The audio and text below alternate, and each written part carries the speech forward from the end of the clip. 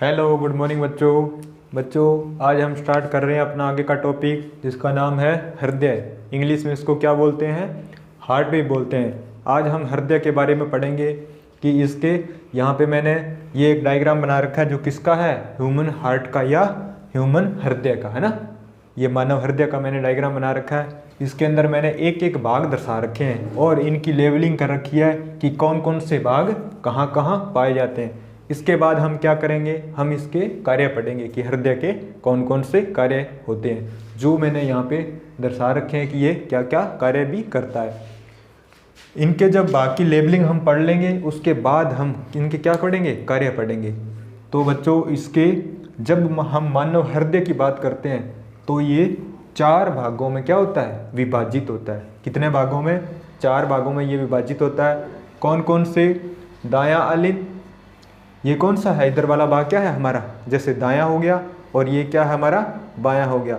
हमेशा बच्चों याद रखना ये वाला भाग कौन सा होता है हमारा, राइट, जिसे हम क्या बोलते हैं, दायां, और इधर वाला कौन सा होता है, बायां।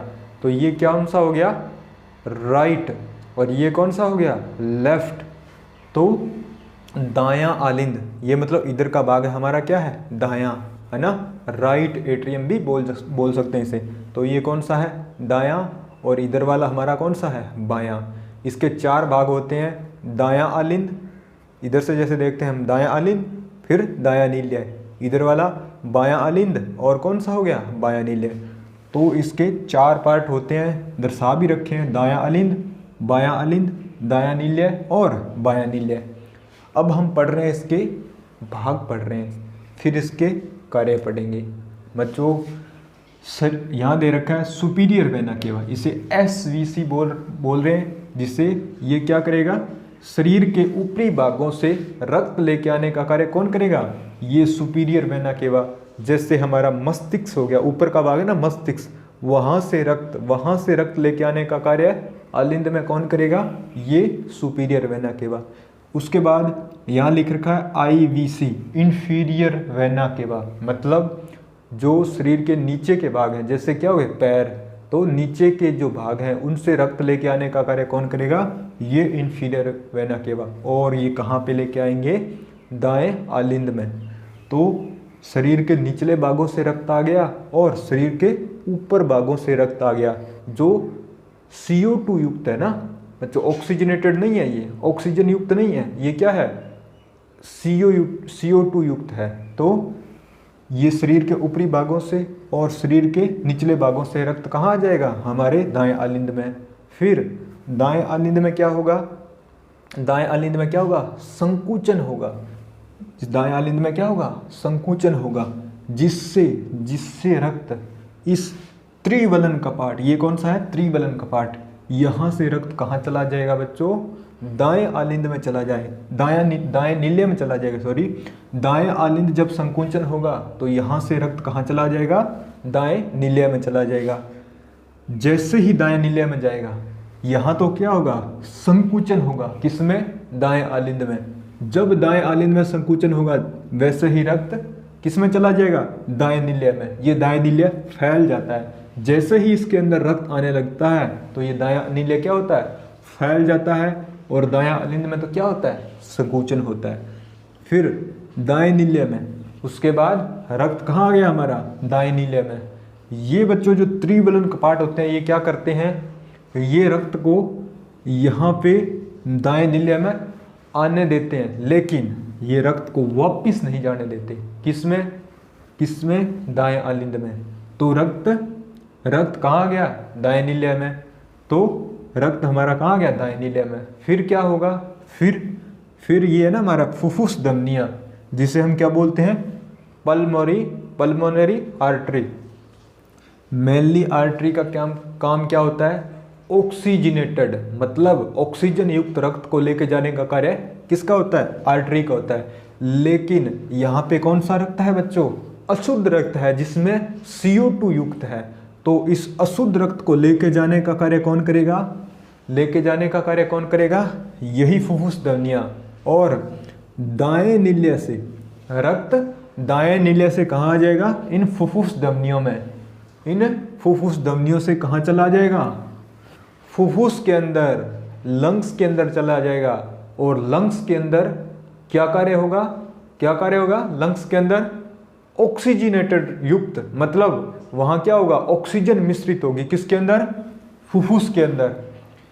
जब दाएं आलिंद में क्या होगा, कॉन्ट्रैक्शन होगा, संकुचन होगा, तो रक्त इस फुफ्फुस धमनी में आएगा, है ना, फुफ्फुस धमनी में आएगा और यहाँ से फुफ्फुस के अंदर चला जाएगा।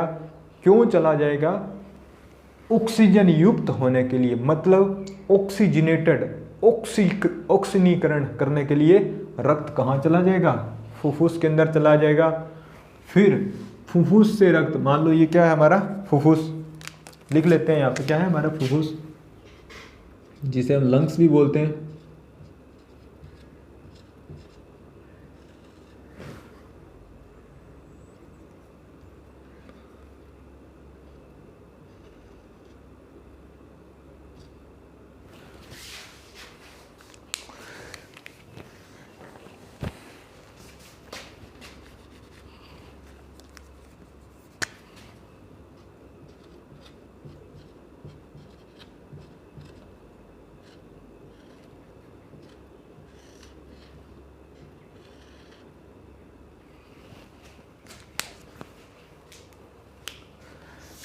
बच्चों फुफ्फुस धमनी से हमारा रक्त किसके अंदर आ गया, फुफ्फुस के अंदर आ गया।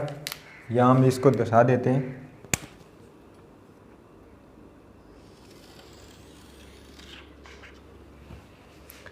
यहाँ से हमारा रक्त कहाँ आ गया बच्चों, इन फुफ्फुस धमनियों से कहाँ आ गया, फुफ्फुस के अंदर। क्यों आया, क्योंकि ऑक्सीजनेटेड होने के लिए, मतलब ऑक्सीजन युक्त होने के लिए फुफ्फुस के अंदर आ गया।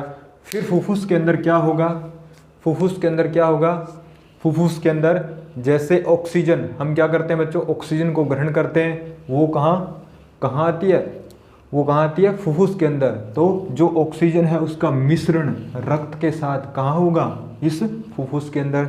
फिर ये फुफ्फुस से कहाँ आएगी, फुफ्फुस से कहाँ आएगी, ये आ जाएगी फुफ्फुस शिराओं से बाएं आलिंद में। किसमें आ जाएगी, ये रही फुफ्फुस धमनियाँ, ये फुफ्फुस धमनियाँ कहाँ ले आएंगी रक्त को, बाएं आलिंद में। कहाँ ले आएंगी, बाएं आलिंद में। तो जो फुफ्फुस के द्वारा मिश्रित रक्त था, ऑक्सीजनेटेड युक्त था, वो कहाँ आ गया, बाएं आलिंद में।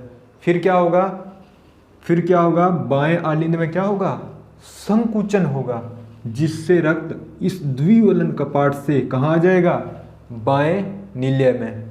फिर कहाँ जाएगा, बाएं नील्य में। ऑक्सीजनेटेड युक्त रक्त बाएं आलिंद से बाएं नील्य में आ गया। फिर क्या होगा, इस बाएं नील्य से रक्त महाधमनी के द्वारा या अरोटा के द्वारा शरीर के विभिन्न हिस्सों में क्या होगा, विभिन्न हिस्सों में भेजा जाएगा। इसके लिए महाधमनी, जिसे हम क्या बोलते हैं, अरोटा, ये रक्त को शरीर के विभिन्न हिस्सों में क्या कर देगी, फैला देगी, मतलब भेज देगी। तो महाधमनी का कार्य क्या होता है, ऑक्सीजनेटेड युक्त होता है, जो ऑक्सीजन युक्त रक्त होता है, शुद्ध रक्त होता है, उसको कहाँ भेजने का कार्य करती है, शरीर के विभिन्न हिस्सों में भेजने का कार्य कौन करेगी, ये महाधमनी। तो मैंने आपको ये साइकिल बताया आपको कि कैसे रक्त एक स्थान से दूसरे स्थान पे जाता है। मतलब जो अशुद्ध रक्त होता है, जो सुपीरियर वेना केवा और इंफीरियर वेना केवा के द्वारा कहाँ जाता है, बाएं, कहाँ जाता है, दाएं आलिंद में। फिर दाएं आलिंद में क्या होता है बच्चों, संकुचन होता है, जिससे त्रिवलन कपाट से रक्त कहाँ जाएगा, दाएं नील्य में। फिर दाएं नील्य से फुफ्फुस धमनियों के द्वारा रक्त कहाँ चला जाएगा, फुफ्फुस के अंदर, जिससे वहाँ पे ऑक्सीजन क्या होगी, मिश्रित होगी। और फिर फुफ्फुस के अंदर जो ऑक्सीजन मिश्रित होगी वो रक्त कहाँ आ जाएगा, बाएं आलिंद में। किसके द्वारा, फुफ्फुस शिराओं के द्वारा बाएं आलिंद में आ गया। फिर बाएं आलिंद से द्विवलन कपाट के द्वारा कहाँ आ जाएगा, बाएं नील्य में। और फिर महाधमनी के द्वारा वो कहाँ चला जाएगा, पूरे शरीर में उसको भेज दिया जाएगा। क्यों भेज दिया जाएगा, क्योंकि वो ऑक्सीजन युक्त होगा, वो शुद्ध रक्त होगा और वो ऑक्सीजन को लेके जाने का कार्य कहाँ करेगा? कोशिकाओं तक। कोशिकाओं तक वो क्या करेगा? ऑक्सीजन युक्त रक्त को लेके जाने का कार्य करेगा, जिससे हमारे शरीर को क्या मिलेगी? ऊर्जा मिलेगी, एटीपी का निर्माण होगा कोशिका के अंदर, और फिर वहाँ से जो अपशिष्ट पदार्थ होंगे जैसे CO2 वगैरह, और वो किसके अंदर मिश्रित होंगे? रक्त के अंदर। उन अशुद्ध रक्त को फिर लेके आने का कार्य कौन करती है? यही इन्फीरियर वेना केवा या सुपीरियर वेना केवा। वो कहाँ लेके आएंगी रक्त को? दाएं आलिंद में ले आएंगी। फिर यही साइकिल चलता रहेगा, यही चक्कर चलता रहेगा, जिससे दाएं आलिंद से दाएं नीले में, दाएं नीले से फिर फुफ्फुस के अंदर, और फुफ्फुस से कहाँ जाएगा? बाएं आलिंद में, और बाएं आलिंद से बाएं नीले में। फिर इनमें क्या होगा? संकुचन होगा, जिससे रक्त को कहाँ भेज दिया जाएगा बच्चों? कहाँ भेज दिया जाएगा? महाधमनी के द्वारा शरीर के जो विभिन्न हिस्से होते हैं वहाँ पे भेज दिया जाएगा। मैंने आपको अभी हृदय के बारे में बच्चों बताया कि कैसे इसकी पंपिंग की प्रक्रिया होती है, या रक्त को एक स्थान से दूसरे स्थान तक भेजने का कार्य कैसे करता है। अब हम इसके क्या पढ़ेंगे? कार्य पढ़ेंगे। मैंने यहाँ पे पहला इसका कार्य दे रखा है कि ये क्या होता है? पेशीय अंग होता है। ये पेशी युक्त होता है। इनमें क्या पाई जाएंगी? कंकालीय पेशियाँ। किसमें? हृदय में कंकालीय पेशियाँ पाई जाएंगी, और ये पेशीय अंग होता है बच्चों। ये बंद मुट्ठी, जैसे हम ये बंद मुट्ठी करते हैं ना बच्चों, बंद मुट्ठी, तो ये बंद मुट्ठी के आकार का होता है कौन? हृदय। उसके बाद दूसरा पॉइंट दे रखा है मैंने कि ये कार्बन डाइऑक्साइड व ऑक्सीजन का परिवहन करता है। कौन? हृदय। हृदय क्या करता है? कार्बन डाइऑक्साइड युक्त और CO2 युक्त रक्त का प्रवाह करता है, दोनों का करता है। लेकिन ये क्या होता है? मिश्रित नहीं होते। क्यों नहीं मिश्रित होते? क्योंकि इसमें यहाँ अंतर आलिंद क्या होता है? अंतर आलिंद मतलब आलिंद और नील्य को मिश्रित नहीं होने देने के लिए यहाँ क्या होता है? एक पट पाया जाता है जो इसको मिश्रित नहीं होने देता। तो हृदय क्या करता है? कार्बन डाइऑक्साइड व CO2 युक्त व ऑक्सीजन दोनों का क्या करता है? परिवहन करवाने का कार्य करता है। तीसरा दे रखा है मैंने, ये कई कोष्ठों में विभाजित होता है। यहाँ पे आपको दे रखे हैं ना मैंने, कौन कौन से? दायां आलिंद और दायां नील्य, बायां आलिंद और बायां नील्य, 4 भाग आपको दर्शा रखे हैं। तो इनके ये कई कोष्ठों में विभाजित होता है, जैसे हमने 4 कोष्ठ पढ़े। उसके बाद आलिंद की अपेक्षा नील्य की भित्तियाँ क्या होती हैं? मोटी होती हैं। क्यों होती हैं बच्चों? आपको पता वैसे चल ही गया होगा, क्योंकि जो आलिंद से रक्त कहाँ आ रहा है? नील्य के अंदर आ रहा है। आलिंद से रक्त कहाँ आ रहा है? नील्य के अंदर आ रहा है। जब रक्त नील्य के अंदर आ गया, फिर वहाँ से रक्त को हमने कहाँ भेजना है? पूरे शरीर में भेजना है। तो प्रेशर से भेजेंगे ना पूरे, तो इसके लिए किसकी भित्तियाँ मोटी होती हैं? नील्य की। नील्य की भित्तियाँ क्या होती हैं? मोटी होती हैं। उसके बाद दे रखा है वाल्व उपस्थित होते हैं, उल्टी दिशा में प्रवाह को रोकते हैं। यहाँ पे भी बच्चों सेमिलुलर वाल्व पाए जाते हैं, अर्धचंद्राकार। ये अर्धचंद्राकार वाल्व पाए जाते हैं जो रक्त को विपरीत मतलब वापस नहीं आने देते, कि रक्त को जब फेंक रहे हैं ना शरीर के विभिन्न भागों में, तो रक्त वापस ना आ जाए किसके अंदर? बाएं नील्य में या दाएं नील्य में। इसके लिए यहाँ पे वाल्व पाए जाते हैं जो विपरीत प्रवाह को रोकते हैं। यहाँ पे ये भी वाल्व हैं, जैसे द्विबलन कपाट और त्रिबलन कपाट। ये क्या करते हैं? रक्त को विपरीत मतलब बाएं नील्य से रक्त बाएं आलिंद में ना आ जाए, या फिर दाएं नील्य से दाएं आलिंद में ही रक्त ना आ जाए। ये एक ही दिशा में रक्त को प्रवाह होने देते हैं ना, तो ये उल्टी दिशा में प्रवाह को रोकने का कार्य भी कौन करते हैं? ये वाल्व करते हैं। उसके द्वारा फुफ्फुस में ऑक्सीजन का प्रवेश होता है। लंग्स के अंदर बच्चों हमने पहले पढ़ा रखा आपको कि लंग्स के अंदर ही क्या होता है? ऑक्सीजन का प्रवाह होता है रक्त के अंदर, फुफ्फुस के अंदर। तो यहाँ से जब रक्त जाएगा, फुफ्फुस धमनियों से रक्त कहाँ जाएगा? फुफ्फुस के अंदर जाएगा। वहाँ पे ऑक्सीजन का मिश्रण होगा, रक्त क्या होगा? शुद्ध होगा, और फुफ्फुस से वो बाएं आलिंद में, बाएं आलिंद से बाएं नील्य में, यहाँ से पूरे शरीर में भेज दिया जाएगा। तो फुफ्फुस में ऑक्सीजन का प्रवेश होता है। उसके बाद दे रखा है आलिंद नील्य पट उपस्थित। ये आपको नज़र आ रहा होगा बच्चों। आलिंद और नील्य के बीच में क्या पाया जाएगा? पट पाया जाएगा, जो इसको ऑक्सीजन और जो CO2 युक्त रक्त होगा उनको मिश्रित नहीं होने देता। कौन? यही अलिंद नील्य पट। उसके बाद आपको दे रखा है पक्षी और जंतुओं को अधिक ऊर्जा की आवश्यकता होती है। जैसे बच्चों हम जंतु हैं और पक्षी हैं, उनको अधिक ऊर्जा की आवश्यकता होती है। तो रक्त जब दाएं आलिंद से दाएं नील्य में, फिर दाएं नील्य से फुफ्फुस में, फिर बाएं आलिंद में, फिर बाएं नील्य में, ऐसे रक्त का प्रवाह क्या चलता ही रहेगा। तो हमें जल्दी जल्दी ऊर्जा की आवश्यकता होती है।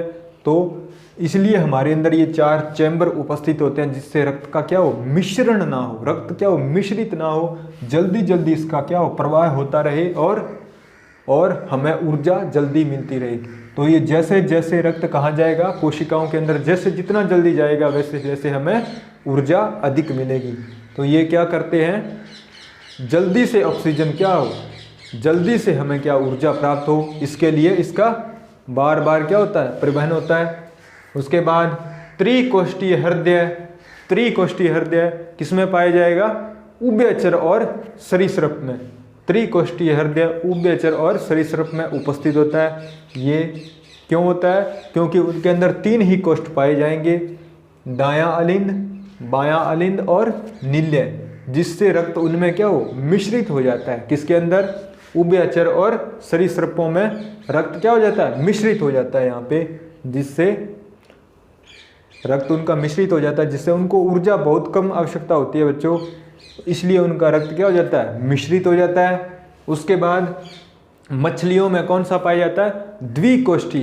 द्विकोष्ठीय हृदय उपस्थित होता है। उनमें एक ही आलिंद होगा और एक ही नील्य होगा, जिससे रक्त कहाँ जाएगा? आलिंद से सीधा ही नील्य में आ जाएगा। तो उनमें मछलियों में ये प्रक्रिया होती है कि आलिंद से नील्य में रक्त का प्रवाह होता है। उनमें एक ही आलिंद होता है और एक ही नील्य होता है। उसके बाद मैंने दे रखा है दोहरा परिसंचरण तंत्र। ह्यूमन में क्या पाया जाएगा? दोहरा परिसंचरण। कैसे दोहरा परिसंचरण? क्योंकि दाएं आलिंद से रक्त कहाँ आएगा? पहले दाएं नील्य में, फिर दाएं नील्य से रक्त कहाँ जाएगा? फुफ्फुस के अंदर।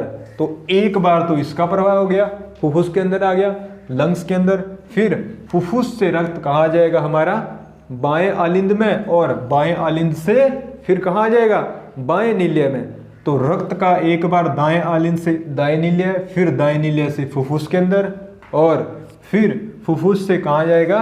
बाएं आलिंद में, और बाएं आलिंद से बाएं नील्य में। तो रक्त का 2 बार परिवहन हृदय के अंदर होता है। इसलिए हम इसको क्या बोलते हैं? दोहरा परिसंचरण तंत्र या डबल सर्कुलेशन बोलते हैं। जो किसके अंदर पाया जाएगा? जंतुओं के अंदर ही पाया जाएगा। क्यों पाया जाएगा? क्योंकि हमें ऊर्जा की आवश्यकता बहुत ज़्यादा होती है, जल्दी हमें ऊर्जा की आवश्यकता होती है। तो रक्त का जल्दी जल्दी परिवहन होगा, जल्दी जल्दी वो कहाँ जाएगा? कोशिकाओं तक जाएगा, फिर वहाँ से अपशिष्ट पदार्थों को बाहर निकाला जाएगा। तो हमें जल्दी जल्दी ऊर्जा की आवश्यकता होती है। बच्चों, हमने आज हृदय के बारे में पढ़ा। इसका हमने लेबलिंग करके आपको दर्शाया कौन कौन से अंग कहाँ कहाँ पाए जाते हैं, फिर इनके हमने एक एक करके कार्य बताए। तो हृदय के अंदर मेनली इतना ही होता है बच्चों। बताना आपको क्लास कैसी लगी। थैंक यू, धन्यवाद।